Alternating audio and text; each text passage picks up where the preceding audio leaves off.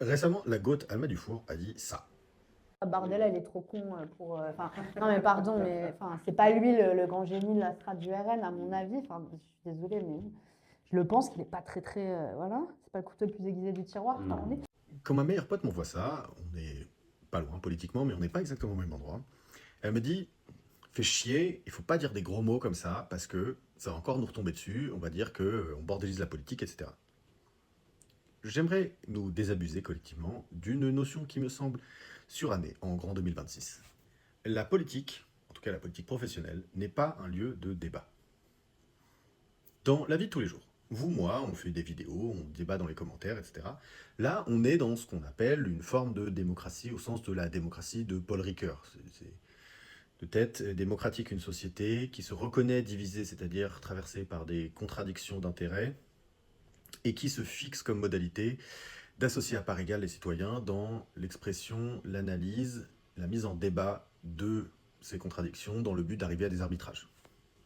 Vérifiez sur Internet si c'est bien ça. Euh, du coup, quand on est entre nous, on peut débattre et on peut changer d'avis. Il n'y a que les cons qui ne changent pas d'avis, etc. Mais quand on est à l'Assemblée nationale, qu'est-ce qu'elle va faire, Alma Dufour? Comment est-ce qu'elle va convaincre quelqu'un d'extrême droite, juste en étant poli avec lui? Regardez un débat à la télé.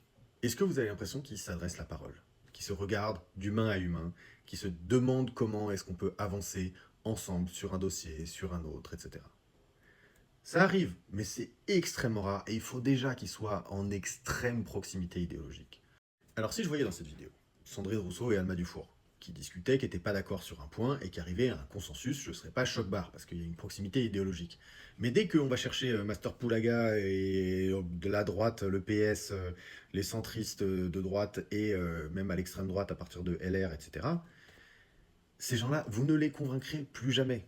Alors les LR, éventuellement, on peut les convaincre avec un bon gros chèque de l'agrochimie, ils vous porteront n'importe quelle proposition de loi, et après, au-delà vers l'extrême droite, là c'est même plus une question de convaincre de toute façon, soit vous leur donnez du pouvoir, et dans ce cas-là, ils vous diront absolument n'importe quoi, pour l'avortement, contre l'avortement dans la même journée, ils vous diront la retraite à 60 ans et la retraite à 70 ans dans la même journée, ils s'en battent les reins. Eux, c'est juste leur cul, leur pouvoir.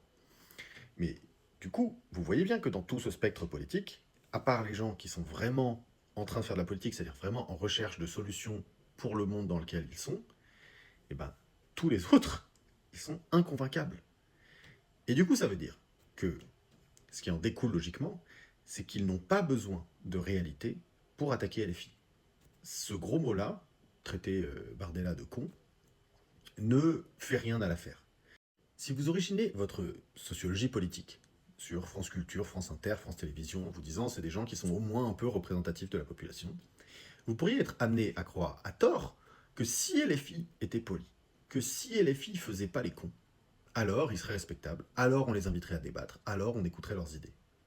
Mais ça marche dans l'autre sens. C'est parce qu'on ne veut pas écouter leurs idées qu'on les traite de tous les noms. Regardez Guillaume Erner, il accuse Mélenchon d'antisémitisme sans preuve. Bon, mais merde, il n'y a pas de preuve, alors du coup, il en fabrique. Il s'en fout. Il trouve le moindre truc et il jette à la poubelle sa déontologie journalistique immédiatement. Vraiment, le moindre truc qui l'a convaincu, qui l'a mené à démontrer que Mélenchon était antisémite, il l'a pris. C'est comme les théoriciens du complot. Ils ne regardent pas la réalité en essayant de démontrer si c'est vrai ou si c'est faux. Ils ont déjà leur conclusion et ils vont chercher n'importe quel élément qui leur permet d'apporter de l'eau à leur moulin. Et c'est la même chose pour la bordélisation. Est-ce que les médias écrient quand il y a l'autre demeuré du cul qui dit personne n'a craqué quand l'autre écrit c'est notre projet? Non. Non, c'est quand les gens de gauche y crient que ça ne se fait pas de crier. Quand les gens de droite y crient, c'est normal, c'est la vie, c'est la politique, on s'échauffe, c'est normal. Bref, je pense que Alma Dufour n'a rien à perdre à être mal polie. Mais elle a peut-être à gagner. Parce que je pense que un des trucs qu'on a oublié dans le paysage politique aujourd'hui, c'est que Marine Le Pen, elle est condamnée pour détournement de fonds.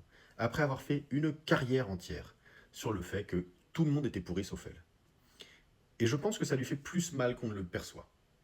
Je pense qu'il y a vraiment des gens qui sont anti-système, qui en ont un peu marre, qui voient quand même un peu de loin, que Trump c'est un peu n'importe quoi, et qui se disent, mais en fait, euh, c'était peut-être c'était peut-être pas ça.